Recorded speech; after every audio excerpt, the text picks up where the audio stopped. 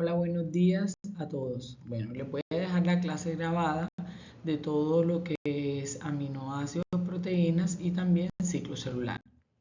Para empezar con aminoácidos, recordemos que los aminoácidos son los monómeros o las unidades que conforman a las proteínas. Ellos son polímeros de las proteínas, que son las moléculas que son biomoléculas que tienen múltiples funciones en nuestro organismo, en la célula como tal. Estos aminoácidos, como pueden observar en la imagen, aquí hay un aminoácido 1, aminoácido 2. Se van a unir por un enlace llamado enlace peptídico. Cada vez que se unan, porque todos los aminoácidos tienen un grupo carboxilo, que lo pueden ver aquí, y un grupo amino, cuando sale de aquí entre el grupo carboxilo y el amino una molécula de agua, vea que se forma un enlace, que es llamado enlace peptídico. Viéndolo detenidamente, un aminoácido está constituido por un carbono central, que es llamado carbono alfa, un grupo carboxilo, como lo pueden observar, y un grupo amino. Y aquí, de un lado, también tiene una cadena radical y tiene también un hidrógeno. Estos son los componentes de un aminoácido. Por eso su nombre, aminoácido, porque tiene un grupo amino y un grupo ácido que lo constituye. Y su unión entre un aminoácido y otro va a ser por un enlace peptídico, así como lo podemos observar en esta imagen. Observemos aquí a la alanina, que es un aminoácido, y aquí está la serina. Vean ustedes que tienen su cadena lateral es diferente, pero comparten en común que tienen un grupo amino y el grupo ácido. Nuevamente miremos que este grupo carboxilo y el grupo amino aquí se unen, sale una molécula de agua y se forma el enlace peptídico. Por eso se puede decir que es una reacción de condensación, a su vez de deshidratación, porque sale una molécula de agua. Y podemos seguir añadiendo tantos aminoácidos como quisiéramos a la cadena en crecimiento, porque siempre hay un extremo amino terminal, NH2, y un extremo COOH que es terminal, siempre va a haber entre uno y otro. Y aquí, al formarse esto, sería un dipéptido, después un tripéptido, después digamos que es un oligopéptido, y después se forma un polipéptido, y de esa unión de polipéptidos se forma una proteína. Observemos nuevamente aquí la unión, sale la molécula de agua, se forma un enlace peptídico. Entonces, existen muchos aminoácidos, se estima que son unos 19 aminoácidos existentes en la naturaleza, aunque hay algunas derivaciones y creo que se ha incluido más, pero estos aminoácidos también tienen asimetría y tienen también isomería óptica. Por eso pueden existir en dos formas, en forma D o L. El aminoácido más pequeño de todos es la glicina. Como pueden observar, tiene todos los componentes: carbono central, un hidrógeno, o tiene un grupo amino, un grupo carboxilo, pero pueden observar que tiene hidrógeno arriba y un grupo abajo. Es decir, que ella no tiene una cadena radical larga, extensa como las otras que vimos, sino que solamente tiene un hidrógeno. Por eso es el aminoácido más pequeñito que tiene, y por eso está en zonas de flexión dentro de la proteína. Es un aminoácido que no tiene isomería óptica, porque para tener isomería óptica tiene que existir 4 sustituyentes diferentes. Y aquí estamos observando que es hidrógeno e hidrógeno, por lo tanto no tiene isomería. Pero todo el resto de los aminoácidos tiene isomería. Podemos observar aquí en los cuadritos que son rosaditos, que nos están mostrando que esas son sus cadenas laterales y todos son diferentes. Entonces, nuestros aminoácidos, los que constituyen a las proteínas, son aminoácidos de tipo L, que son los que más utilizamos en nuestros, aunque hay algunos tipos de organismos, sobre todo los organismos más primitivos, más pequeños, son los que tienen aminoácidos tipo D. Entonces podemos observar, este es un aminoácido, observemos que este es un D aminoácido, porque la proyección del grupo amino es hacia la derecha. Y este es un L aminoácido, porque la proyección del grupo amino es hacia la izquierda, como podemos observar. Esto nos plantea entonces que los aminoácidos, como tienen un carbono asimétrico alfa, los pueden tener dos configuraciones espaciales diferentes. De aminoácido o el aminoácido son imágenes especulares. Porque llamamos especulares porque estamos hablando que tienen su representación en el espejo, pero no son superponibles. Su única diferencia en este caso es que es son iguales en la estructura y todo, pero es imposible superponerlo. Por eso los aminoácidos también presentan estereoisomerismo o isomería óptica. Otras propiedades que tienen los aminoácidos es que ellos, al tener un grupo amino y un grupo ácido, entonces pueden tener capacidades de ser anfóteros. Ellos son incoloros, no absorben luz visible, son cristalizables y de elevado punto de fusión, pero también al ser anfóteros, tiene doble comportamiento, anfo, doble hetero comportamiento. Pueden comportarse tanto como ácidos como bases. Recordemos que al tener su grupo amino y el grupo carboxilo puede hacer este tipo de comportamiento. Aquí, por ejemplo, si en caso tal en la célula el pH disminuye, si disminuye es porque está ácido, es decir, porque priman la concentración de hidrogeniones. Entonces el aminoácido se puede comportar como una base. Observemos aquí, este es el carácter, el punto isoeléctrico, el punto bajo el cual está doblemente cargado el aminoácido. Aquí está el NH3, tiene un positivo, aquí tiene un CO negativo. Si el pH disminuye, es decir, está un poquito ácido, pues entonces aquí abajo el COO recoge esa carga, digamos, de hidrogeniones y queda COH. En caso tal, en la célula el pH aumentara, es decir, que fuera alcalino, entonces el aminoácido se va a comportar como un ácido.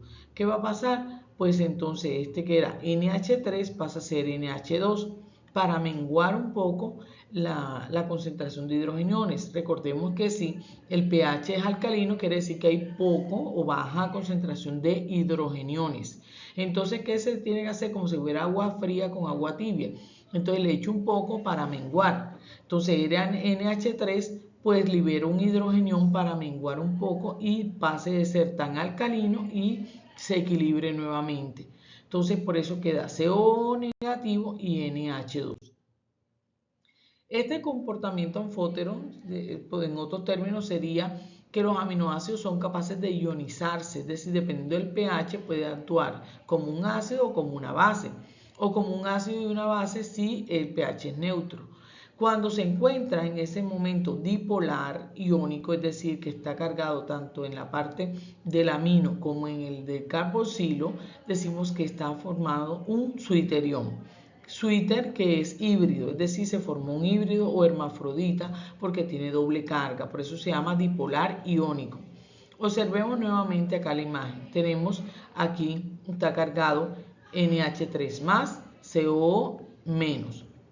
Esto, al tener doble carga, decimos que es un estado dipolar iónico y es lo que llamamos suiterión. Suiterión porque es híbrido, hermafrodita, porque tiene dos cargas. Si el pH disminuye, así como dice, porque tiene un exceso de hidrógenos, entonces se va a comportar como una base y queda cargado positivamente. Observemos, el pH baja, está un poco ácido, entonces va a quedar COOH. Pero en caso contrario, si aquí tenemos este suiterión, mira, positivo y negativo, si el pH aumenta, él entonces va a quedar como NH2, porque como le dije, el medio es básico y tiene un exceso de OH, necesita que aparezcan los hidrogeniones para poder equilibrar. Entonces se comporta como un ácido, liberando los hidrogeniones, con lo que pierde su carga positiva como estaba. Aquí podemos observar lo que estaba mencionando. Esta palabra suiterión viene del alemán suiter, que significa híbrido hermafrodita. Y vean que son especies polares que pueden presentar muy buena solubilidad en agua y bastante baja en solventes que son orgánicos porque son apolares. Aquí podemos resumidamente ver, está en forma de suiterión. ¿Por qué sé que está en forma de suiterión? Porque estoy viendo el NH3 que tiene una carga positiva y el CO que tiene una carga negativa. Y aquí observemos, son pH bajo, es decir, cuando está un poco ácido, podemos observar que el CO negativo quedó COH, está recogiendo los hidrogeniones, aquí en este pH que es un poco ácido. Aquí en este pH que es un poco alcalino, observemos que el NH3CO está doblemente cargado, aquí es dipolar, es decir, se formó el suiterión y al encontrarse en un pH alto, entonces ¿qué va a pasar? El CO era negativo, pero este NH3 pasa a ser NH2 para liberar hidrogeniones y así equilibrar la carga. Esto, visto de otra manera, cuando está doblemente cargado en forma de suiterión, decimos que está formado el punto isoeléctrico. Es un punto neutro en el cual existen tantas cargas positivas como negativas, por eso decimos que es punto isoeléctrico. Si hay un pH mayor que 7, quiere decir que no hay casi hidrogeniones, es decir, está alcalino, entonces con ello se liberan hidrogeniones. Se va a liberar y queda NH2. Si entonces el pH es menor que 7, es decir, abundan mucho los hidrogeniones, pues entonces ¿qué va a pasar? Pues va a recogerse eso y queda de CO negativo a COH como lo estamos observando aquí. Por eso decimos que los aminoácidos son muy importantes para poder equilibrar el pH en las células. Eso es lo que hablamos cuando hablamos de alcalosis y acidosis. ¿Por qué es importante esto? Porque las proteínas son muy sensibles a los cambios de pH. En la célula, cualquier cambio de pH puede ser muy grave para ella porque muchas de las reacciones dependen de eso. Por ejemplo, muchas de las funciones de las proteínas se pueden ver afectadas por el cambio de pH, que observamos que digamos, una proteína que se encarga de catalizar un sustrato. Pensemos que esta es una enzima. Recordemos que todas las enzimas son proteínas, pero no todas las proteínas son enzimas. Entonces aquí tenemos esta proteína que tiene que transformar, catalizar este sustrato o activarlo, pero no lo puede hacer si hay pocos hidrogeniones, es decir, si está ácido, vean que cambia un poco la conformación y no encaja bien el sustrato, como pueden observar. Y si hay muchos hidrogeniones, es decir, que está ácido, no va a poder entrar, entonces estarán protonados y por tanto eso va a afectar que la proteína pueda realizar su función, puede inhibir la interacción de la proteína a un ligando determinado. Por eso es tan importante que exista un equilibrio, alguien que pueda captar el exceso o la falta de hidrógeno para mantener el pH en la célula. Entonces los aminoácidos todos tienen una cadena lateral y esa cadena lateral que tienen es lo que determina sus propiedades. Como había dicho, todos comparten en común que tienen carbono alfa, el grupo carboxilo, amino y tienen el hidrógeno, como pueden observar. Pero veamos que la cadena lateral, esto que está resaltado en otro color en cuadrito, nos está indicando que son diferentes. Observemos que estas tienen en común que tienen un OH, tanto la serina como la tirosina y la treonina. Esto es muy importante porque estos aminoácidos están en la zona de las proteínas donde tienen una alta capacidad catalítica, como es la fosforilación. Es decir, la fosforilación se puede dar gracias a que estos residuos son los donde van a apuntar a fosforilar. Entonces, por eso son puntos claves en la regulación de las enzimas. Las cadenas laterales que tienen los aminoácidos se clasifican en aminoácidos que tienen cadenas polares cargadas, aminoácidos polares no cargados, aminoácidos con cadenas no polares y aquellos con propiedades únicas. Dentro de los aminoácidos polares que tienen carga, aquí incluimos al ácido aspartico, al ácido glutámico, la lisina, la histidina y la arginina. Y ellos pueden actuar como fuertes ácidos y bases, como podemos observar aquí.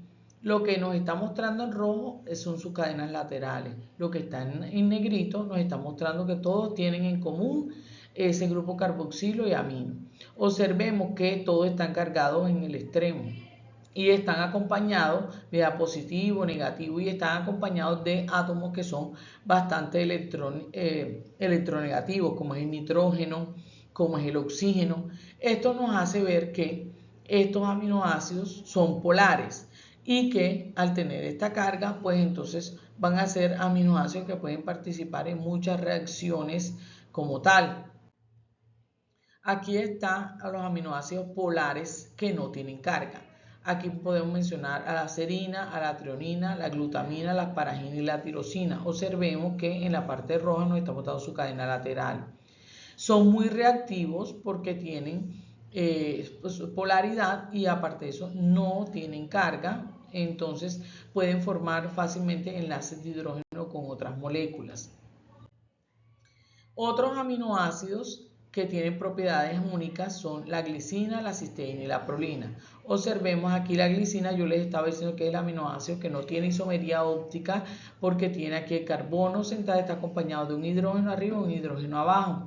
Entonces, como tiene solamente un átomo de hidrógeno, su cadena lateral es bien pequeña, puede incluirse en un ambiente tanto hidrófilo como también hidrófobo, y va a residir o va a estar ubicada la glicina más que todo en polipéptidos que tienen contacto estrecho. O sea, es decir, en zonas de la proteína de polipéptido que tienen que torcerse, que tienen que estar en contacto. Aquí vemos la cisteína, observemos que tienen en su cadena lateral un azufre, un átomo de azufre, y esto es muy importante porque es crucial para la formación de puentes disulfuro entre aminoácidos. Entonces esto le confiere a las proteínas diversas uniones que también son importantes para su conformación, su nivel de estructuración, sobre todo el segundo nivel de estructuración secundario. Y aquí vemos a la prolina. La prolina es otro aminoácido, observemos que en su estructura tiende a formar como una especie de casita. Este aminoácido generalmente está en zonas de la proteína donde se dan enrollamientos en las cadenas polipeptídicas para formar estructuras secundarias que son un poco ordenadas. Entonces estos son aminoácidos de conformación única. Y quiero que dentro de esto se le quede grabado la cisteína, porque la cisteína es bien importante, como dije, para el nivel secundario de las proteínas en cuanto a que tiene un azufre, aquí como lo podemos ver en su estructura en el aminoácido. Hay algunos aminoácidos clasificados de manera, digamos, así muy común, que es aminoácidos esenciales y no esenciales. Los aminoácidos esenciales son los que nosotros tenemos que consumir en la dieta porque no los sintetiza nuestro organismo. Entonces, dentro de los esenciales que tenemos que nosotros adquirirlo de carne y de granos, carne de res, de cerdo, de algunos granos, como por ejemplo el frijol, etcétera, pueden tener estos aminoácidos que son importantes.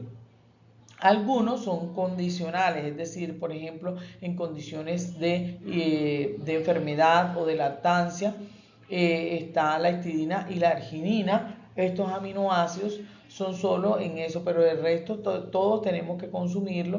Entonces las personas que son veganas o son vegetarianas, que no consumen carne, digamos, de otros animales, nosotros no tenemos como sintetizar, no tenemos la materia prima para poder nosotros sintetizar estos aminoácidos, por eso nos toca consumirlos en la dieta. Los no esenciales, pues bien, no hay problema porque nosotros lo podemos fabricar dentro de la célula, pero estos no. Bien, ya que hablamos de los monómeros, hablamos que son los aminoácidos, ahora hablaremos de las proteínas. Las proteínas entonces son biomoléculas formadas por carbono, hidrógeno, oxígeno y nitrógeno, y además pueden tener azufre. En algunos tipos de proteínas pueden tener incluso fósforo o hierro o magnesio o cobre, entre otros elementos, porque son proteínas particulares. Y hay muchos tipos de proteínas y son diferentes, son polifacéticas, algunas son enzimas, otras son hormonas. Hay proteínas de almacenamiento como es el huevo de las aves, reptiles y las semillas. Hay las proteínas de transporte como la hemoglobina, las contráctiles como por ejemplo las que se encuentran en músculos, las inmunoglobulinas que son nuestros anticuerpos, están las proteínas que se encuentran en la membrana y muchas de las proteínas también hacen parte estructural de la misma membrana. Recordemos eso, que en forma de glicoproteínas o en forma de lipoproteínas también podemos encontrarlo. Todas las proteínas, dicho de otra manera, son cadenas de aminoácidos que se pliegan adquiriendo una estructura que es tridimensional y eso le permite llevar a cabo muchas funciones. Dentro de la función de las proteínas podemos observar que hay función de reserva, como por ejemplo almacenamiento de aminoácidos, crecimiento en las semillas, hacer parte de la membrana también, entonces una función estructural que se tiene dentro de la célula. Ya habíamos mencionado que en la membrana pueden formar, están como receptores o pueden formar uniones con proteínas o con azúcares que son importantes también en la señalización de la célula. Están las funciones hormonal porque regulan muchas de ellas el metabolismo de los azúcares. el metabolismo de calcio y de fósforo y también la comunicación entre células. Muchas proteínas también pueden funcionar como transportadoras, como es la hemoglobina. Recordemos que la hemoglobina transporta el oxígeno en los vertebrados. También está de función de defensa, porque esas son nuestras defensas. Las inmunoglobulinas son proteínas y entonces cumple un papel fundamental en nuestro organismo para la defensa contra virus y bacterias. También tenemos las proteínas que funcionan a nivel contráctil, como es la actina, la miosina, la tubulina, para la contracción muscular de miofibrillas o en el citoesqueleto. Y la función enzimática, como les dije anteriormente, muchas proteínas son enzimas, pero no todas las proteínas son enzimas. No todas las proteínas tienen ese carácter de ser enzimático, sino que están, digamos, a nivel estructural. Pero sí toda enzima es proteína. Entonces, las proteínas se unen, como ya hemos dicho, o se forman por la unión por enlace peptídico de un aminoácido con otro.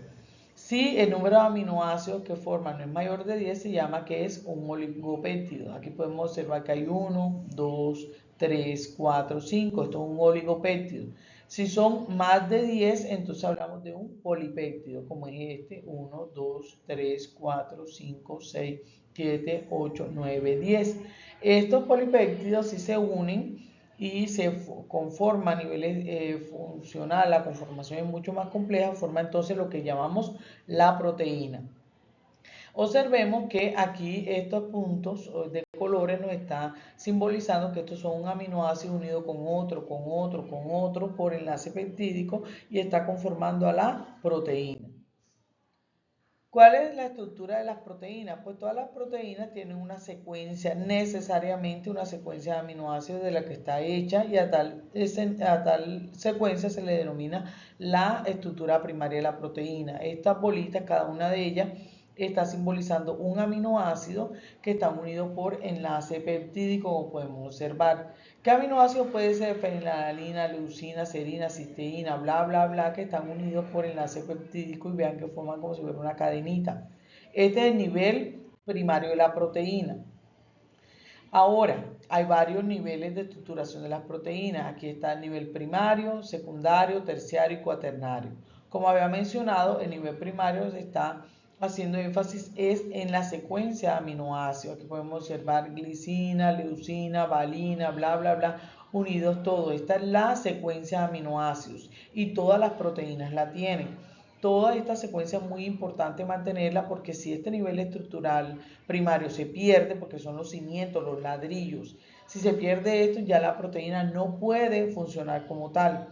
Si denaturalizamos la proteína, los demás niveles quizás se pierdan, pero si mantenemos el nivel primario, ella puede renaturalizarse, porque estos enlaces aquí, por calor, por detergente, por radiación, lo que fuera, pueden perderse en los siguientes niveles, secundario, terciario y cuaternario, pero el primario sí tiene que mantenerse, que es la secuencia de aminoácidos, como dije, como la base, los cimientos, los ladrillitos que constituyen a la proteína, es la secuencia de aminoácidos.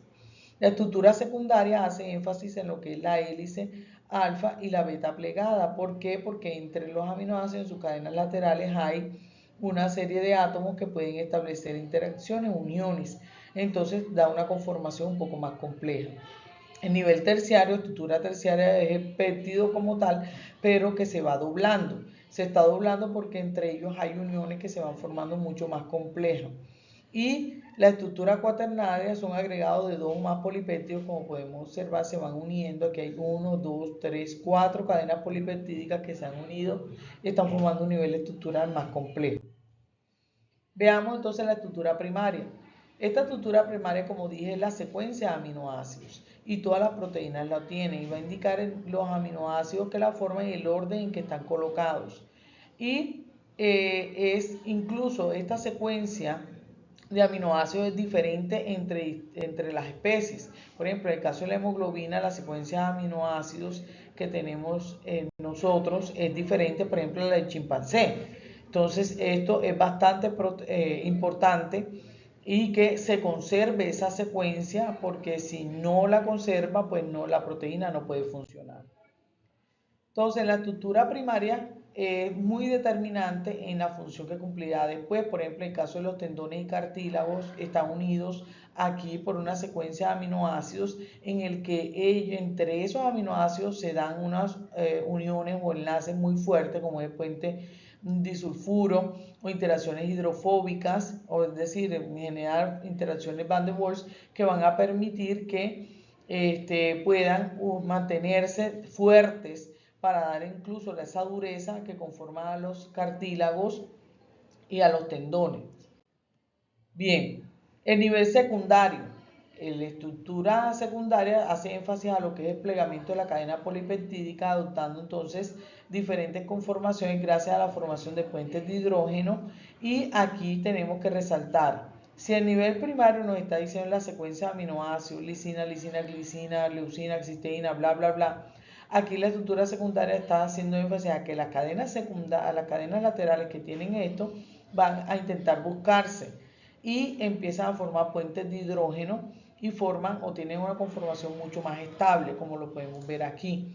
Aquí hay dos tipos de estructura en la secundaria. Está la hélice alfa, como podemos ver aquí, y la lámina u también hoja plegada beta, que es esta. Esto fue descrito por Linus Pauling y Robert Curry, quienes describieron esta forma de plegarse, de conformación que tienen las proteínas, porque los puentes de hidrógeno se forman y el grupo amino de un aminoácido, el oxígeno negativo del carbonilo de otro aminoácido se buscan, entonces como resultado da puentes de hidrógeno. Observemos que sigo hélice porque está dando vueltas en una hélice, se pliega, y si veo que es aquí plegado beta, estoy hablando como si fuera un zigzag o como si fuera forma de un acordeón. Entonces, vemos aquí las dos niveles estructurales, la hoja, lámina plegada beta, y podemos aquí ver la hélice alfa. Las proteínas se doblan de diferentes maneras con este tipo de estructura y eso le da la forma y la estabilidad que necesitan para poder funcionar bien en el organismo. Cuando yo hablo de los niveles estructurales de las proteínas, hay que tener en cuenta que no todas las células tienen, no todas las proteínas tienen los 4 niveles. Es como si yo pensara que todas las casas tienen 4 pisos. No. Algunas tienen 3, otras tendrán 2 u otras. Lo importante es que desde el nivel primario sí se mantenga. Después que tenga el nivel primario, ya por lo menos el secundario se forma. Entonces, por eso es que estamos hablando de estas conformaciones. Vemos la hélice alfa, entonces esta hélice se mantiene gracias a los puentes de hidrógeno que es formado entre el grupo NH de un aminoácido y el grupo carbonilo del cuarto aminoácido que le sigue. Y esto va a hacer que se enrolle en espiral sobre sí misma, dando unos giros que son producidos en torno al carbono alfa. Y se establecen esos puentes de hidrógeno, como les dije, si esta fuera una proteína, observemos aquí esto que está ampliándose. Esto es una hélice, vean aquí la hélice alfa que nos está mostrando que hay puentes de hidrógeno entre estos aminoácidos que la conforman. Y eso le da estabilidad a la proteína. Eso en cuanto a la lámina, a la hoja alfa y ahora la hélice alfa y ahora la hoja plegada beta. Vemos aquí que si esta es una proteína, vemos que hay zonas que están como en zigzag, como si fueran un acordeón. Estas son las estructuras que se forman o llamamos hoja beta. Entonces, en el nivel secundario, aquí están las dos, hélice alfa, hoja beta. Las estructuras beta se van a formar por cadenas polipeptídicas que se van buscando al interactuar entre sí por puentes de hidrógeno también, como lo podemos ver aquí. Aquí hay un puente de hidrógeno, aquí abajo y aquí todo esto formando lo que nosotros vemos como un zigzag o como vemos como un acordeón. Eso es la estructura de la beta. Y si vemos aquí esta proteína, aquí dio una vueltecita, un giro. Esto es entonces una hélice alfa y una lámina plegada beta. Lámina beta. En una proteína pueden existir este tipo de estructuras en ella, como lo podemos ver en la presencia de ella. Entonces, estas son estructuras en zigzag formadas por los enlaces de hidrógeno intracatenarios, la beta, y como ya habíamos dicho, va a mantener una estructura laminar y plegada en forma de acordeón, como lo vemos bastante extendido. Aquí podemos mencionar dentro de las proteínas que tienen este nivel y que le ayuda muchísimo, es el colágeno. El colágeno es una proteína que es de tipo fibroso, que hace parte importante de la piel, de los tendones, los ligamentos, los cartílagos y los huesos, y vean la estructura que ella tiene. Esta hélice de colágeno está formada por largas cadenas polipeptídicas que tienen esa conformación helicoidal, dándole entonces una estabilidad gracias a los puentes de hidrógeno que se van a formar entre los aminoácidos existentes. Ahora, la estructura terciaria. Este nivel es mucho más complejo. Como podemos observar, ya es una disposición tridimensional, y esto es muy importante para el nivel biológico, para la misma función biológica que tiene esa proteína. Veamos aquí que son varios los tipos de uniones que rigen aquí. Como podemos observar, hay puentes disulfuro. Aquí veo un hidrógeno, un azufre con otro azufre. Es lo que decíamos, si estoy viendo azufre, quiere decir que aquí hay residuos de cisteína. Ese aminoácido está presente. Y esos puentes disulfuro inmovilizan la molécula en dicha posición de tal manera que forma una conformación más compleja. Veamos si esto fuera una proteína. Observemos que aquí hay una hélice. Esta sería la secundaria. Y aquí estamos viendo que esta unión por aquí sería unos tipos de fuerza que están dándole esa conformación, que es la estructura terciaria. ¿Qué fuerzas son las que están rigiendo aquí? Enlaces disulfuro, interacciones hidrofóbicas, puente de hidrógeno, interacciones de enlaces de salino o fuerzas de Van der Waals en general, que está haciendo que esta proteína adopte esta conformación.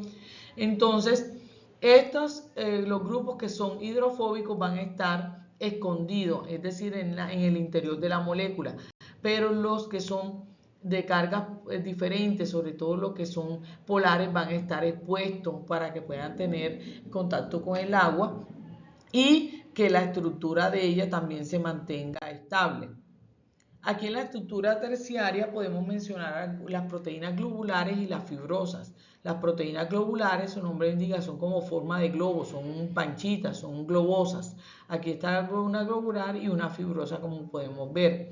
Dentro de las proteínas globulares resaltamos muchas, son enzimas, receptores de membrana e incluso los anticuerpos. ¿Cuáles anticuerpos? Pues las inmunoglobulinas, por eso decimos que son globulares. Es un tipo de proteína que tiene nivel estructural terciario y son globulares. Aquí también entonces nombramos la mioglobina, que es la proteína que nosotros tenemos en el músculo. Es muy importante porque esta mioglobina tiene un átomo de hierro central, un grupo hemo, y eso facilita el transporte de oxígeno dentro de las células musculares, y eso va a permitir que nosotros tengamos una buena contracción muscular. Ejemplo de proteínas fibrosas, está también la queratina que nosotros tenemos en el cabello, que recordemos que si nosotros tenemos el cabello que es lacio, es porque hay muy pocos puentes de disulfuro, pero cuando el cabello es rizado tiene muchos puentes disulfuro. Y es la mayor cantidad de puentes disulfuro que provoca que se curven y se retuerzan. Eso es lo que pasa cuando nosotros nos aplicamos queratina, aminoácidos o cepillamos nuestro cabello, que nosotros por el calor o por los químicos logramos quitar este montón de puentes de disulfuro, se los estamos quitando. De esa manera la proteína de alguna forma queda sin su conformación inicial, y por eso es que se extiende y lo vemos liso, porque tiene muy pocos puentes disulfuro. La mioglobina, entonces habíamos dicho, es muy parecida a la hemoglobina porque tiene un grupo hemo, un átomo de hierro central, y eso es lo que le ayuda a tener afinidad por el oxígeno. Esta mioglobina es una proteína globular y tiene una cadena polipeptídica de 153 aminoácidos, y tiene un grupo hemo que contiene el átomo de hierro que le va a servir como reservorio y acarreador de oxígeno para poder transportar el oxígeno en los músculos. Ahora la estructura cuaternaria. La estructura cuaternaria es más complejo porque estamos hablando que ya son formaciones de diferentes subunidades. Aquí hay una subunidad como si hubiera esto un polipéptido, otro polipéptido, otro polipéptido, otro polipéptido. Es decir, es una proteína oligomérica y cuando tiene varias unidades, entonces decimos que tiene un nivel cuaternario. Y eso debe considerar entonces el número y la naturaleza de las distintas subunidades o monómeros que integran el oligómero y la forma que se asocia al espacio para dar lugar al oligómero. Si tiene dos cadenas polipeptídicas, estamos hablando que hay formación de un dímero, como esta. Aquí estamos viendo una roja y una azul. Si tiene tres cadenas polipeptídicas, es un trímero. Si tiene cuatro, entonces hablamos que es un tetrámero. Por ejemplo, la insulina es un dímero. Esa es una hormona que ya sabemos que regula los niveles de azúcar en nuestro cuerpo. Ella consta de una cadena alfa y una beta que están unidas entre sí por un puente disulfuro. Entonces, por eso decimos que en los niveles cuaternarios están involucrados que son proteínas que son multiméricas, es decir, de varias cadenas polipeptídicas unidas. Las fuerzas que pueden regir para poder mantener esa estructura cuaternaria, estamos hablando de interacciones que son hidrofóbicas, polares, electrostáticas y también puentes de hidrógeno que van a regir para mantener esa estabilidad, también los puentes disulfuro. Veamos si esto aquí es un dímero, aquí hay uno verde y uno azul. Podemos observar que hay algunas hélices, estoy hablando que esta es una hélice alfa, también hay algunas extensiones que están en zigzag y decimos entonces que esa es la hoja plegada beta. Aquí todas tienen su secuencia de aminoácidos, por lo tanto tiene su estructura primaria, pero al ser dos subunidades que están unidas, están diciendo que ya alcanzó un nivel cuaternario en la proteína y estabiliza mucho mayor a la estructura terciaria que es la anteriormente formada. La hemoglobina es un ejemplo de ello, es una proteína globular de los glóbulos rojos y ya sabemos tiene 4 subunidades y tiene un grupo hemo en la mitad cada una de esas subunidades. Aquí uno, otro, otro, otro. Ese grupo hemo está constituido por un átomo de hierro en el centro y eso le permite tener afinidad por el oxígeno para transportar el oxígeno en la sangre, que ya lo hemos dicho, la hemoglobina es la proteína de los glóbulos rojos y la función de ella es transportar oxígeno. Esto que estábamos hablando aquí, visto detenidamente, este grupo hemo estaría conformado aquí de manera central por un átomo de hierro con alta afinidad por el oxígeno. Bien, ¿qué agentes pueden desnaturalizar una proteína? Porque si bien hemos dicho que todas deben mantener nivel primario, porque si no mantiene nivel primario la proteína no puede renaturalizarse.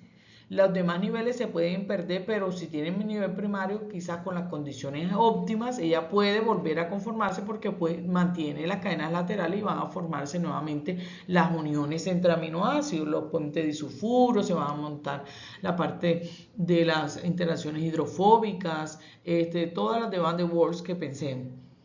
Pero si se pierde ese nivel estructural primario, no. La secuencia de aminoácidos tiene que permanecer. Hay algunos tipos de agentes que pueden desnaturalizar una proteína y perder entonces sí hasta la secuencia primaria y perder entonces totalmente la función biológica. Estamos hablando del calor porque el aumento de temperatura rompe los puentes de hidrógeno y los demás enlaces. El pH extremo, o sea, un pH muy ácido o básico, también va a alterar la carga de los aminoácidos. Los solventes orgánicos, como los alcoholes, por ejemplo, porque van a interrumpir todas las interacciones hidrofóbicas y hacen que ella pierda la estructura compacta. Los detergentes porque perturban la organización interna y puede desnaturalizar la proteína a romper las interacciones entre los aminoácidos hidrofóbicos. Los metales pesados, como el plomo o el hierro, las sales de estos metales, pueden hacer que los metales se unan a diversos grupos funcionales de la proteína y le quita la estabilidad. La radiación ultravioleta o ionizante también porque tiene mucha energía y rompe los enlaces covalentes y forman radicales libres que pueden dañar la estructura de la proteína. Eso en cuanto a lo que nosotros teníamos que hablar de proteínas. Ahora entremos a hablar de ácidos nucleicos. Los ácidos nucleicos, nuestra última biomolécula, que quiero que les quede claro y presten mucha atención, a esto para ustedes tener mayor conocimiento de todo en los semestres posteriores, es una biomolécula que está constituida por carbono, hidrógeno, oxígeno, nitrógeno y fósforo. Tienen un alto peso molecular y están conformadas por unas unidades que son los nucleótidos. Recordemos que si en los lípidos ellos tienen, diferentes monómeros, diferentes unidades, por ejemplo, pero en general la mayoría de los lípidos tienen ácidos grasos. Los monómeros de los azúcares, de los carbohidratos son los monosacáridos, los monómeros de las proteínas son los aminoácidos. En el caso de los ácidos nucleicos, entonces los monómeros o las unidades son los nucleótidos que están unidos por enlace fosfodiéster. Hay dos tipos de ácido nucleico, que es el ácido desoxirribonucleico o ADN, y el ácido ribonucleico, que es el ARN o RNA. Podemos observar que el ADN es de doble hélice, y esto es porque los pares de bases nitrogenadas conforman una especie de esqueleto y ellas se tienden a torcer, entonces forma una doble hélice. En cambio, el ácido ribonucleico siempre nos muestran como cadena simple, pero aunque puede tener unas conformaciones más estables también. Entonces, ¿qué función tienen los ácidos nucleicos? Son las moléculas que contienen la información genética de los organismos.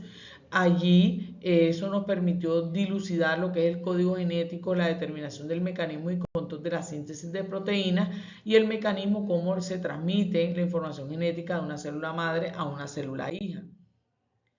Hablemos específicamente de ellos. El ADN es el que almacena y transmite la información genética, es el que va a dirigir el proceso de síntesis de proteínas, constituye material genético y forma los genes. Veamos aquí la célula, aquí en el núcleo está el material genético que si se empaqueta muchísimo más, se tuerce muchísimo más, va a formar lo que son los cromosomas. Y cada una de estas secciones, si lo viéramos detenidamente, un pedacito de este cromosoma sería la doble hélice de ADN, y aquí es un gen, aquí está otro gen, aquí está otro gen. Es decir, estamos hablando de que se está formando, aquí hay diferentes genes en una misma molécula, y que estos genes codifican para proteínas. Por ejemplo, este gen puede codificar para esta proteína verde, esta para café y esta para la parte azul. Es decir, los genes son diferentes fracciones que tiene la molécula de ADN que codifica para una proteína. Si vemos en detalle, entonces este ADN está aquí, el doble hélice, para que esa información pueda copiarse y pasar al citoplasma. Se copia en una molécula que es el ARN, llamado ARN mensajero, aunque realmente primero pasa por un proceso, como dice uno, de limpieza, de transformación, de edición antes de ser ARN mensajero. Eso lo haremos más adelante. Hay varias diferencias fundamentales entre el ADN y el ARN. El ADN está constituido por adenina, guanina, citosina y timina, mientras que el ARN está constituido por adenina, guanina, citosina y el uracilo, como podemos observar aquí. Hay una diferencia estructural también entre que el ADN es de cadena doble y el ARN es de cadena sencilla. Observemos que el ADN está constituido por una unión entre bases. Adenina siempre se va a unir con timina y citosina siempre se va a unir con la guanina, como vemos aquí. El ARN se supone que es lineal, solo que a veces ellos tienden a buscarse y a formar una conformación así un poco plegada, pero ya hablaremos de eso. Miremos entonces esto, el ácido desoxirribonucleico o ADN, aquí están uniones entre adenina y timina. La unión adenina-timina es de dos puentes de hidrógeno, aquí hay uno y aquí hay otro, dos puentes de hidrógeno. Y la unión citosina y guanina es de 3, 1, 2, 3. Tres puentes de hidrógeno que están uniendo a esto, y estas uniones de pares de base al torcerse y además que están unidas aquí por un esqueleto de azúcar fosfato, porque aquí va la ribosa y el grupo fosfato, está haciendo que ella, es como si fuera una escalera y usted la doblara. Eso es lo que hace la conformación de doble hélice. El ARN, como podemos observar, aquí contiene uracilo tiene citosina, adenina y guanina, no va a tener timina en su estructura y es lineal y también tiene la estructura azúcar fosfato, solo que el ARN va a tener ribosa, es el azúcar del ARN y el ADN tiene desoxirribosa.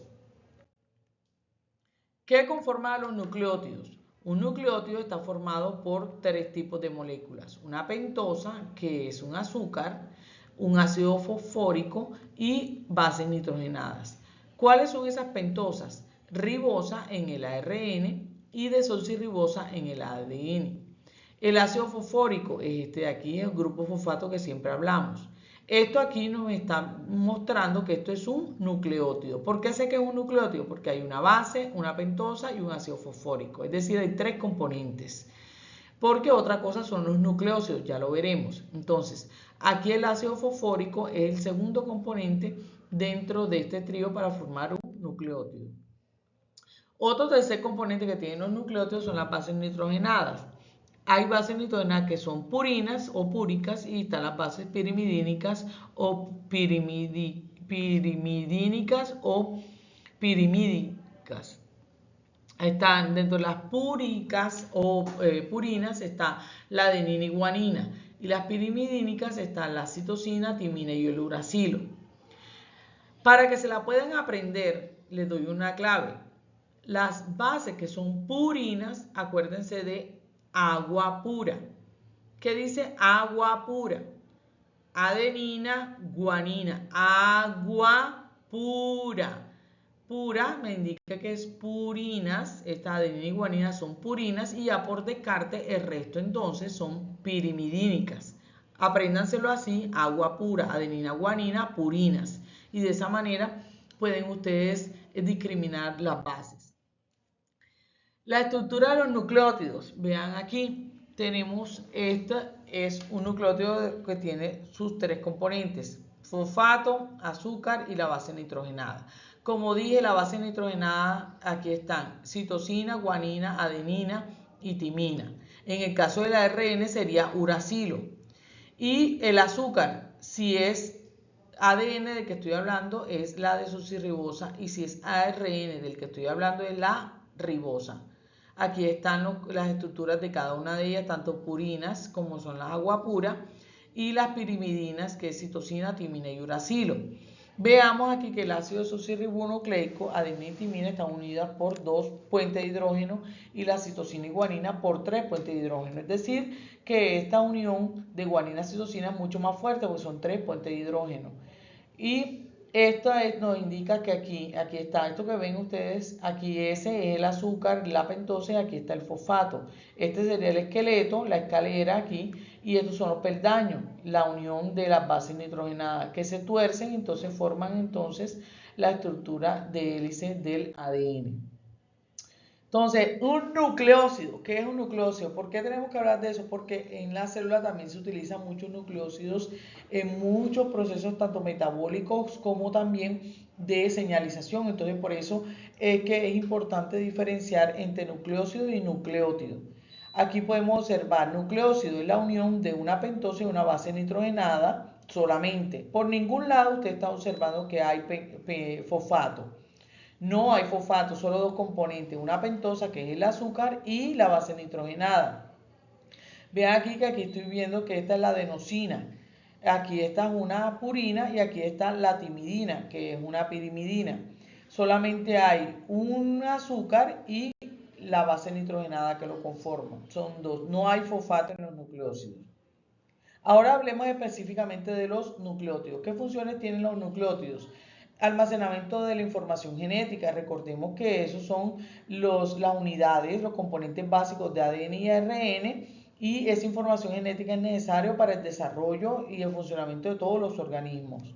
El transporte de energía, porque por ejemplo el ATP, que es adenosintrifosfato, eso es, no solamente tiene carácter de información genética, sino que es a proceso de señalización y también de transporte de energía muy importante en las reacciones bioquímicas en la célula. Así que no pensemos necesariamente que todos los nucleótidos están direccionados para el ADN, no, también por el transporte de energía, como el ATP. Algunos nucleótidos funcionan como coenzimas, como es el NAD y el FAD, que son cruciales para procesos de oxidorreducción en la célula.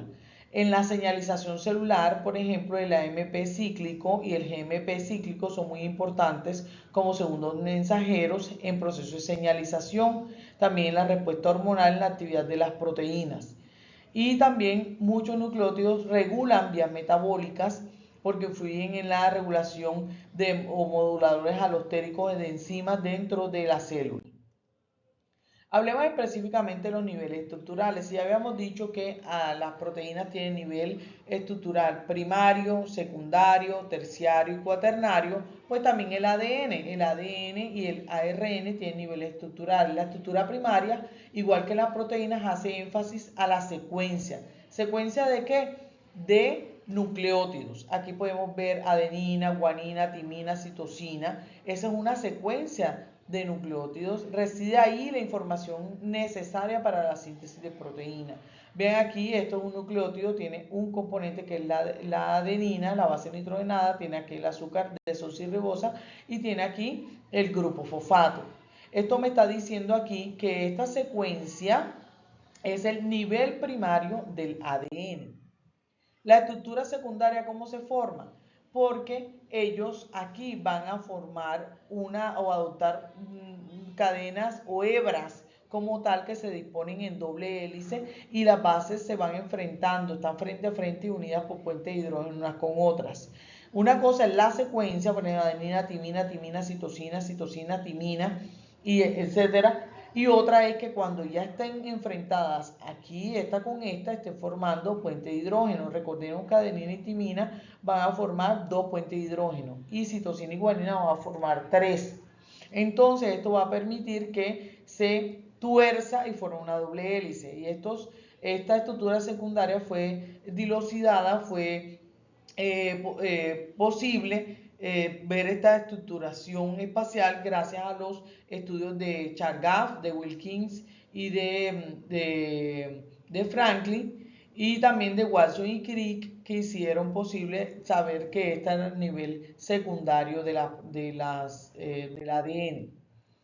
Esta estructura secundaria, o también llamada estructura de Watson y Crick, vemos que puede al momento de plegarse, unirse bases nitrogenadas por dobles enlaces de hidrógeno o por 3 enlaces de hidrógeno, va a hacer que existan unos surcos, como podemos ver aquí.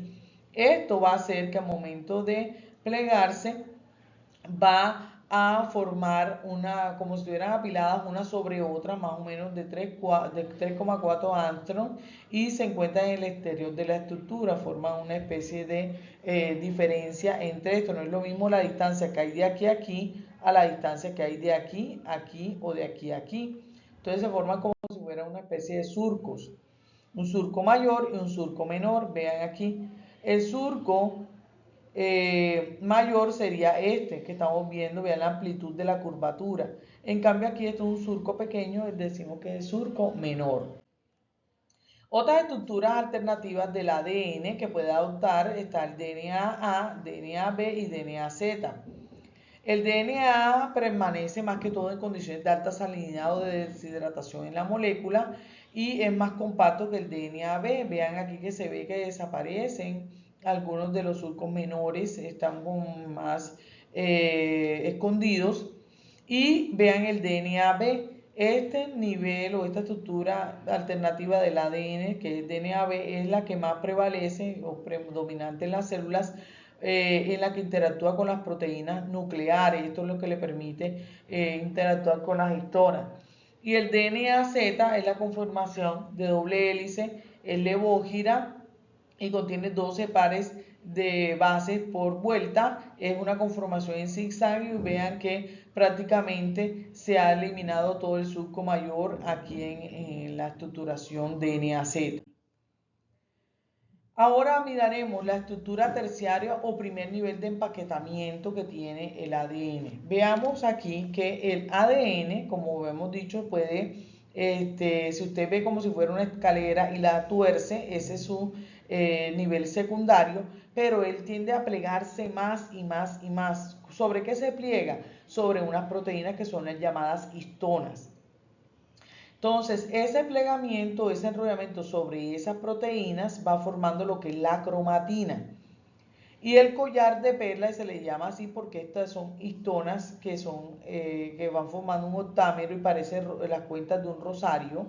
Va formando una estructura más o menos de 100 astros y tiene un aspecto repetitivo que forma un collar de perlas, y estos serían los nucleosomas. Este es un nucleosoma, otro nucleosoma, otro nucleosoma, otro y otro, que es la unidad fundamental de la cromatina. Es la forma de organización del ADN en lo que son las células eucariotas, porque los nucleosomas no los vamos a encontrar en las células procariotas, es decir, en las bacterias.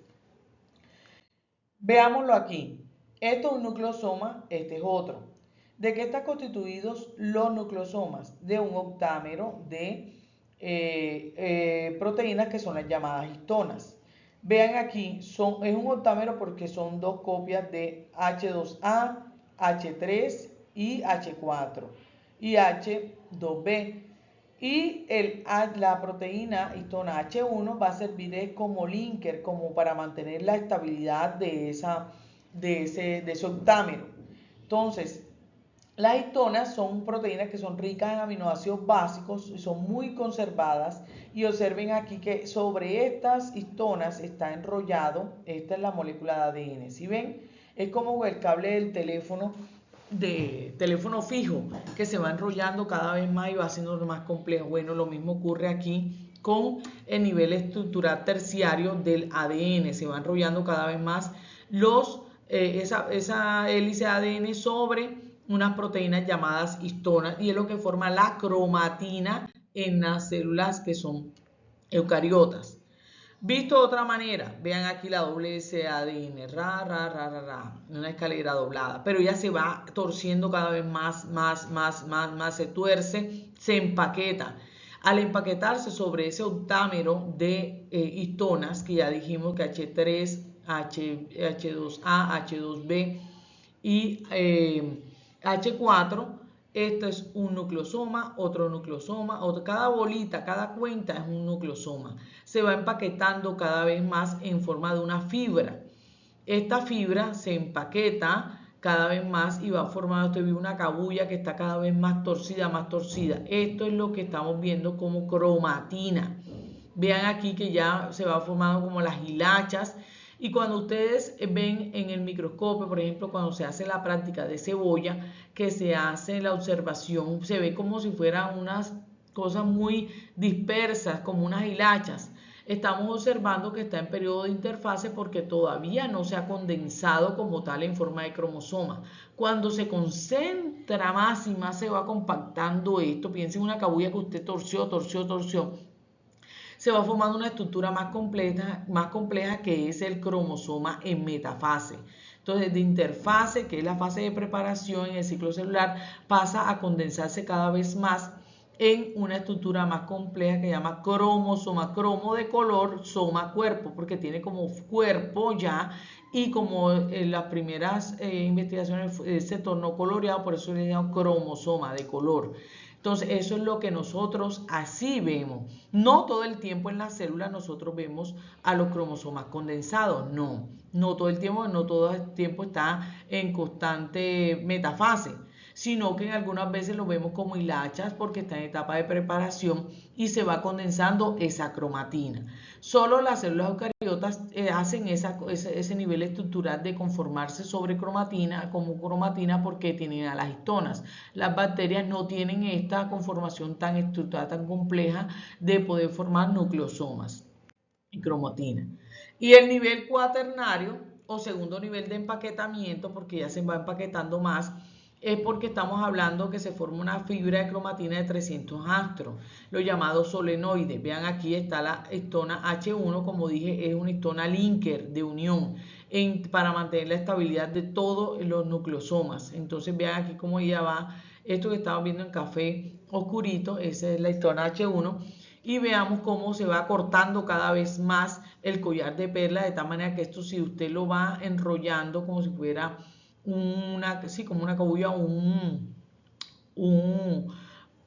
resorte, usted va a observar que esto está cada vez más empaquetado. Aquí visto de otra manera, vean la doble hélice ADN, se forman primero los nucleosomas sobre el octámero de histonas, aquí lo estamos viendo, aquí está el nucleosoma y el conjunto de nucleosomas forma lo que son los solenoides y esto es a nivel del núcleo cuando está en estado de interfase en la célula eucariota. Y cuando ya tenga que pasar de esta fase de tenerlo más compacto, formar lo que es el cromosoma, estamos hablando de que ya está en etapa de mitosis, ya no es preparación, sino que está entrando a mitosis porque estamos hablando de metafase o prometafase tardía. Aquí visto de otra manera, vemos acá la molécula de ADN se enrolló mucho más, de aquí formó el solenoide, aquí está formando ya la cromatina que se va empaquetando cada vez más para formar lo que es el cromosoma metafásico. Visto así, núcleo, aquí está el cromosoma, lo vamos desenmarañando y vamos encontrando eso en la cantidad de nucleosomas que están formándolo y abrimos y encontramos todo lo que son los genes que están formados por pares de bases y de grupos fosfatos y de nucleótidos. ¿Por qué? Porque cada fragmento, cada secuencia, esto es una secuencia, una determinada fracción de la molécula de ADN, esto es un gen, acá hay otra fracción, esto es otro gen, dentro de otro gen, y esa secuencia, esa pequeña secuencia dentro de la molécula de ADN es lo que se llama gen y eso codifica para proteínas. Ya vamos a ver en dónde se ve en detalle este tipo de conocimiento. Ahora dijimos sobre el ADN, hablemos sobre el ARN. El ARN, entonces, el ARN tiene, como vemos aquí, está constituido por unas bases nitrogenadas muy similares, pero aquí en el ARN encontramos uracilo, lo que no encontramos en el ADN. Vean aquí, esta es una molécula de ARN y vean las uniones, esto que está en rojito es la unión de adenina con uracilo, aquí como vemos y citosina con guanina. Por ningún lado hay timina. Entonces las uniones se van a dar entre uracilo, adenina y citosina, guanina. Y él forma una hebra simple. Lo que pasa es que como se tienden a unir, él es necio, él empieza a unirse una parte con otra porque se empiezan a buscar las bases. Por eso hay unas uniones y por eso nosotros podemos ver que el ARN a veces nos lo muestran como si estuviera torcido, como si pudiera formar hélice, pero no es eso, sino que se enrolla en doble hélice presentando una estructura secundaria y otras veces sobre proteínas formando un nivel estructural terciario.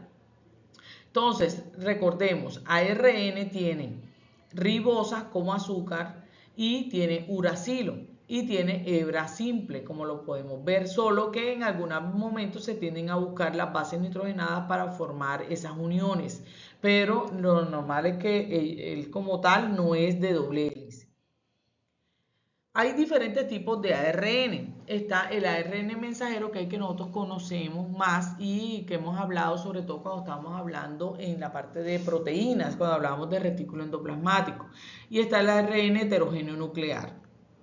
¿Qué es el ARN heterogéneo nuclear? ¿Se acuerdan que yo les hablaba a ustedes que durante la síntesis de proteína, una parte importante es que el núcleo tiene la información genética, tiene el ADN.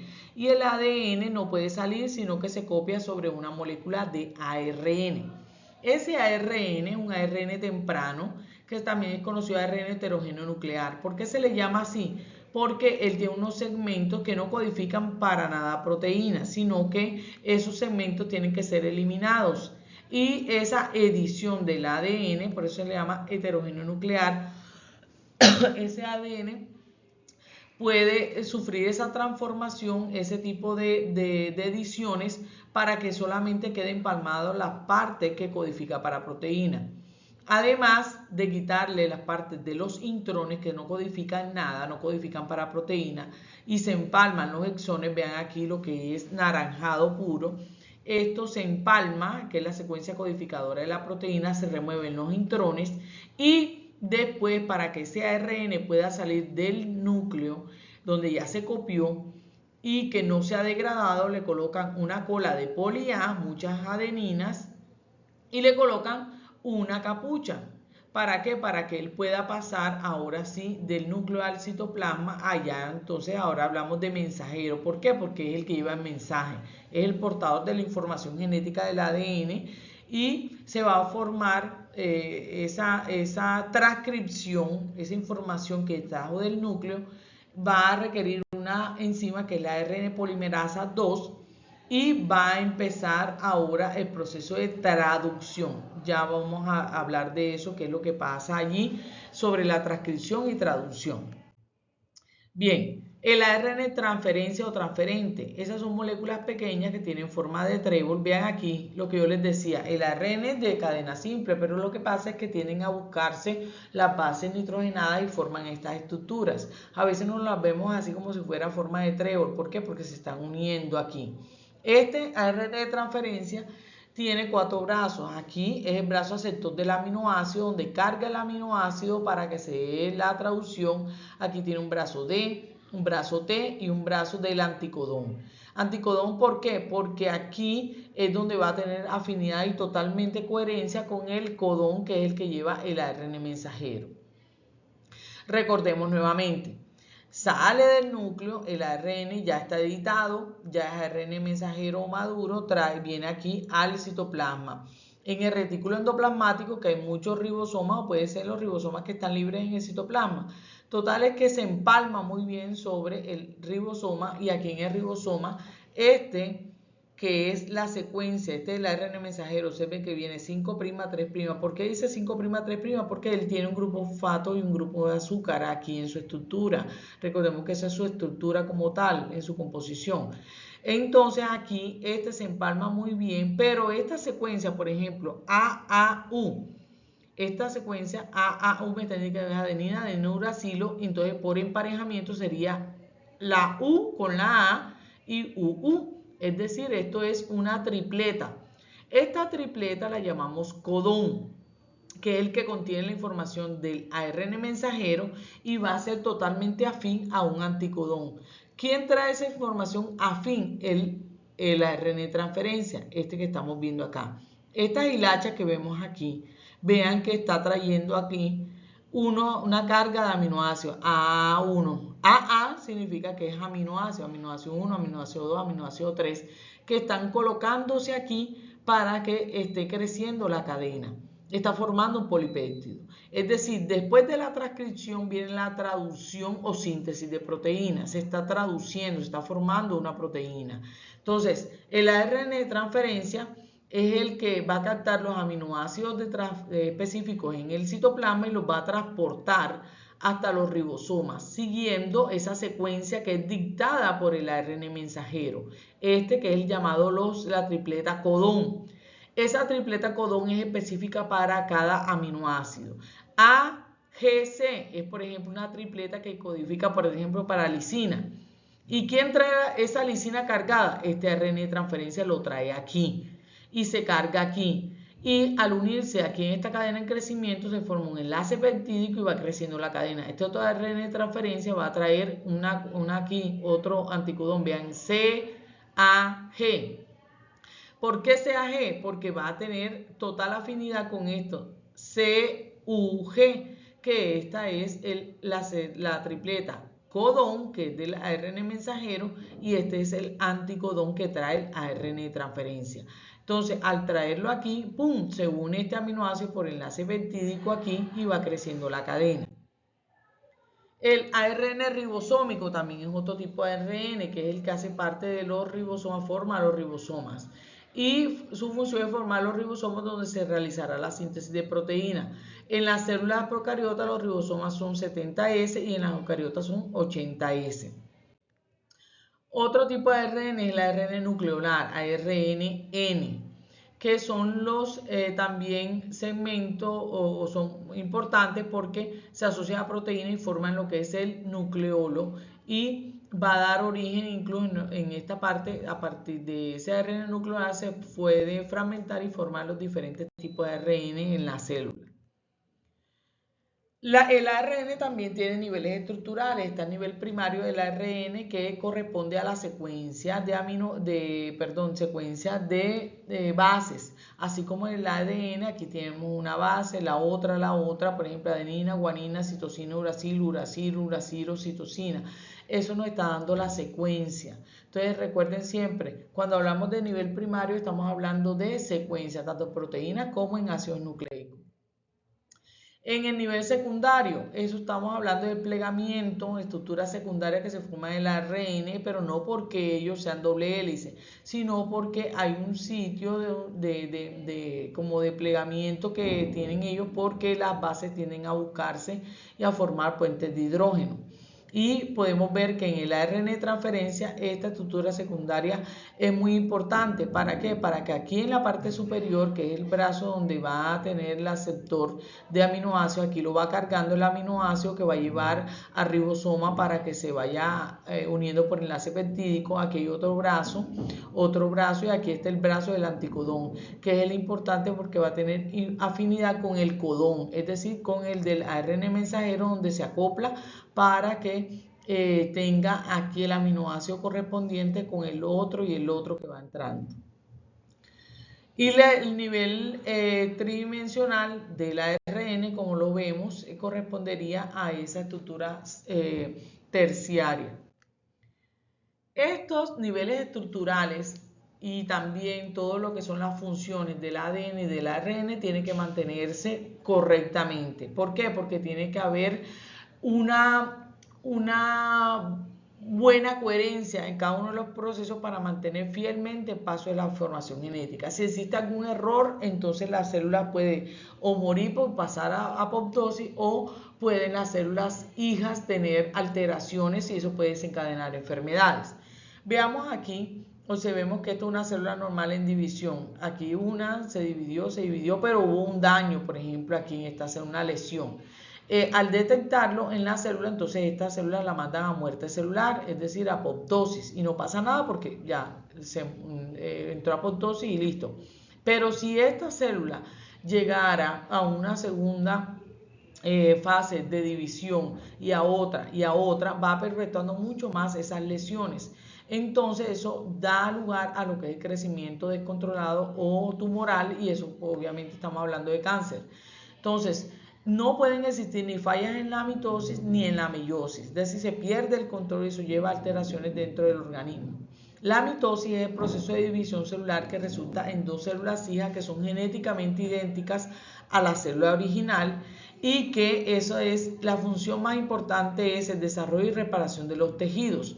La mitosis, escuchen bien, solamente va a ocurrir en células somáticas. Recuerden, mitosis, todas sus células, las de su organismo, todas tienen mitosis, menos las células que son sexuales o gaméticas, que son las que entran en meiosis. El proceso de división bajo el cual se producen 4 células hijas con la mitad del número de cromosomas de la célula original y que genera gametos, es decir, óvulos y espermatozoides, es la meiosis. El resto de las células, todas de las de nuestro cuerpo, se replican, se dividen por mitosis. Si existe algún tipo de falla en la meiosis, pues eso puede dar lugar a trisomías o a monosomías. Trisomías porque es un cromosoma de más que puede tener la célula hija, o un cromosoma en falta, que es entonces, como le falta un cromosoma, hay una alteración y eso da lugar a diferentes síndromes genéticos. Entonces, como es observado, es muy importante que dentro de la célula exista unos niveles de retén, de chequeo, de que todo esté correcto cuando la célula se va a dividir. Entonces, para eso está el ciclo celular. El ciclo celular consiste en un conjunto altamente ordenado de eventos que resultan en la duplicación y división de una célula. Este proceso requiere que cada vez que se va a dar el ciclo celular se replique el ADN. Entonces, la célula tiene aquí diferentes fases. La fase G1 es la fase de preparación, donde la célula va a transcribir a copiarse el ADN en ARN y va a sintetizar muchas proteínas que son necesarias para la fase S. ¿Qué ocurre en la fase S? Hay duplicación del ADN y de las proteínas que son necesarias también para que se pueda dar paso a la información genética, para que todas las células hijas tengan la misma carga genética y no haya alteraciones. Y en la fase G2 se da también crecimiento de estructuras que son necesarias para la división y también hay síntesis de proteínas que se necesitan para la siguiente fase, que es la mitosis. ¿Qué fase tiene la mitosis? Tiene profase, metafase, anafase y telofase, y de último se divide el citoplasma, es decir, se da la citocinesis, dando lugar a 2 células hijas. Para que esto se dé, se tiene que dar entonces, aquí en esto donde estoy mostrando la flecha azul, tiene que dar una fase de preparación, síntesis de proteína, producción de proteína, aumentar la cantidad de organelos y todo, y de moléculas para que pueda darse paso a la fase S, que es la duplicación o replicación del ADN. Y aquí también en G2 se da síntesis de proteína y también un crecimiento, división y más desarrollo de diferentes moléculas para que puedan los cromosomas empezar a condensarse y pueda darse el proceso de división celular.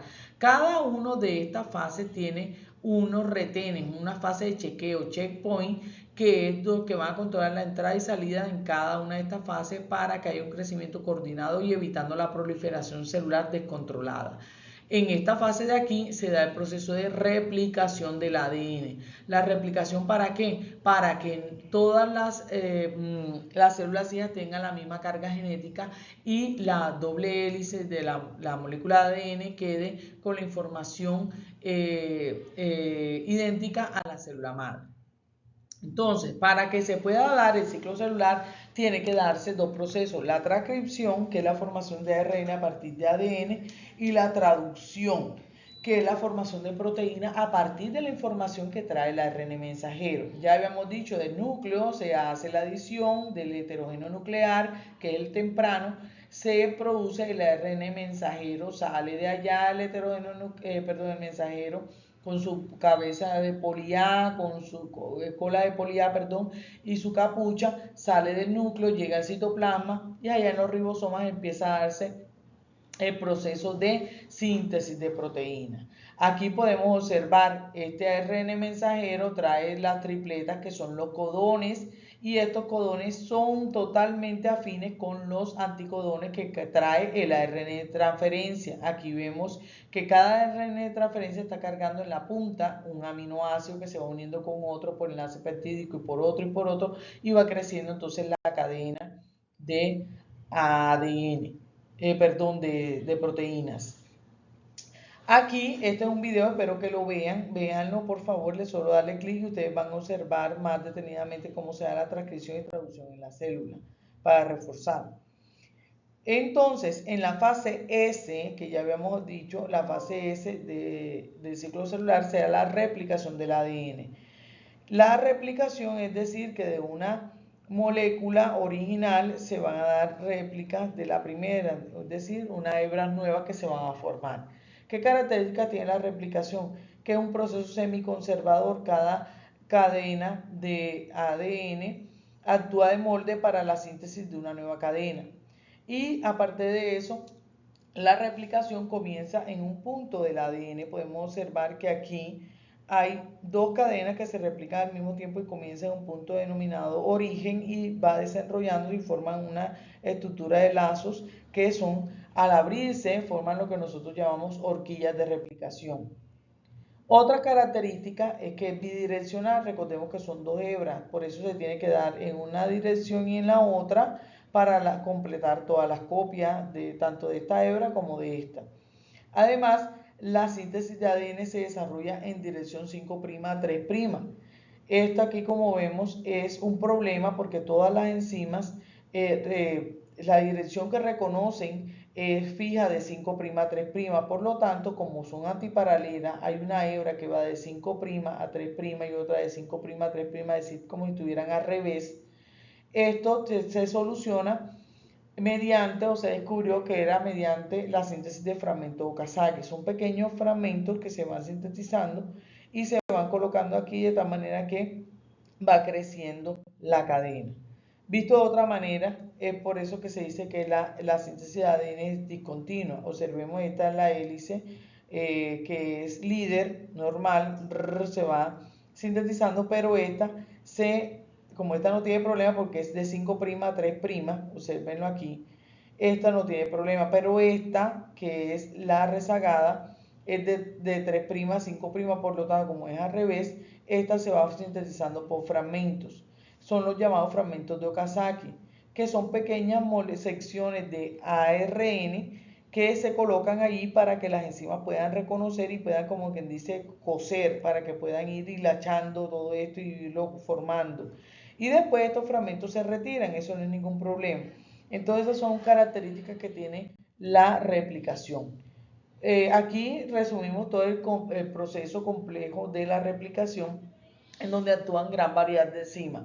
En orden de aparición serían las helicasas. ¿Qué hacen las helicasas? Ellas facilitan la separación de las cadenas porque recordemos que toda la hélice de ADN está unida, base nitrogenada con otras con enlaces de hidrógeno. Hay que romper esos puentes de hidrógeno para que pueda abrirse la molécula, se forme la horquilla de replicación y de esa manera pueda darse la replicación.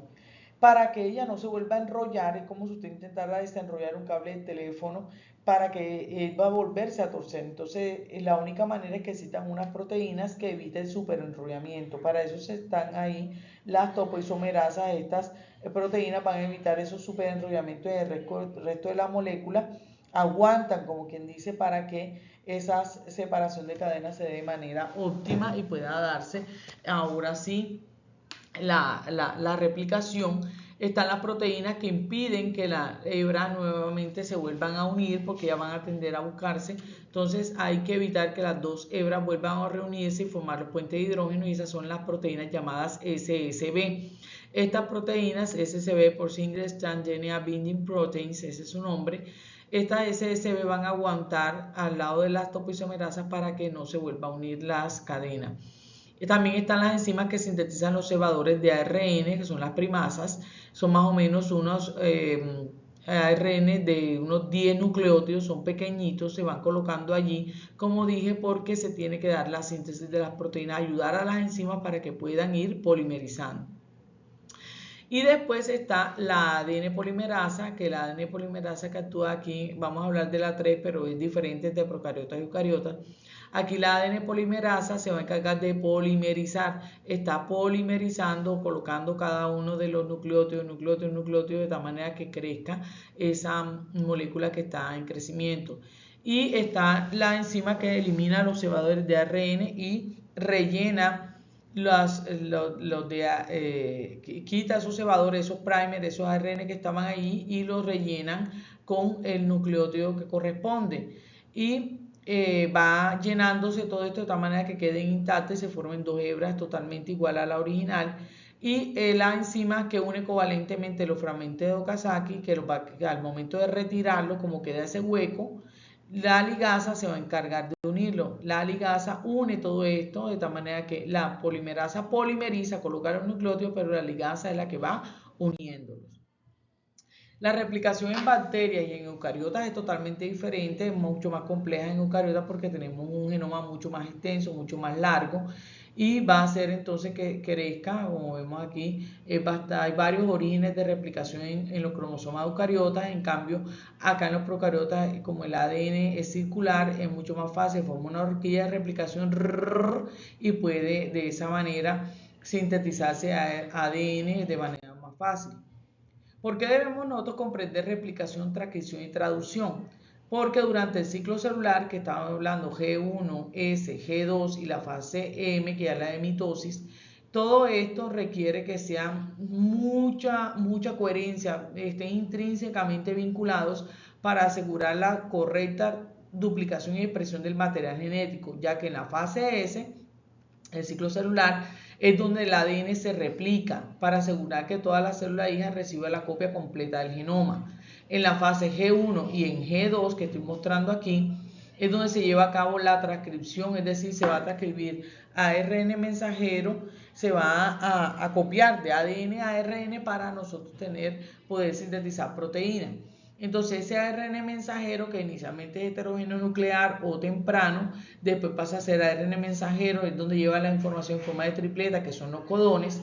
llevan y se unen a los ribosomas, que allá es donde se va a traducir la proteína, es donde se produce la traducción. En los ribosomas se produce la traducción y es esencial porque va a garantizar que todas las proteínas se puedan formar y se dé buen paso a la información genética cuando se dé la mitosis, es decir, la transcripción y traducción aseguran la producción de proteínas vitales para el crecimiento y la división de la célula. Entonces, la transcripción, ya habíamos dicho que es copiar de ADN a ARN, se copia una molécula de ARN para que pueda darse correctamente, después lleve la información al núcleo y de esa manera pueda darse la síntesis de proteína. Aquí podemos observar que en las células eucariotas, mucho más complejo obviamente que en las células procariotas. Esta transcripción se hace por una enzima que es llamada ARN polimerasa. La transcripción entonces, para que se dé,